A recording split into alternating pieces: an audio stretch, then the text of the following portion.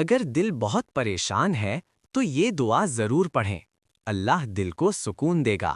اللهم رب عبادك وابن عبادك وابن أمتك ناصيتي بيدك ماض في حكمك عدل في قضاءك أسألك بكل اسم هو لك سميت به نفسك أو أنزلته في كتابك أو علمته أحدا من خلقك أو استأثرت به في علم الغيب عندك أن تجعل القرآن ربيع قلبي ونور صدري وجلاء حزني وذهاب همي۔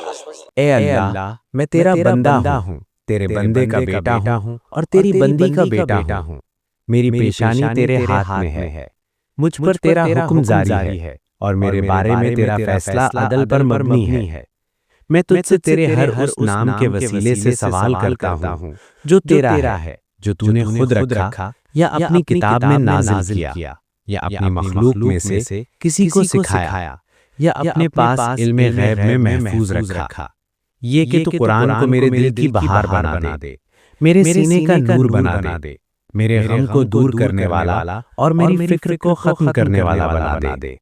یہ دعا پڑھیں اور اللہ سے دل سے مانگیں، اللہ تعالیٰ ہر غم اور پریشانی کو دور فرما دے گا۔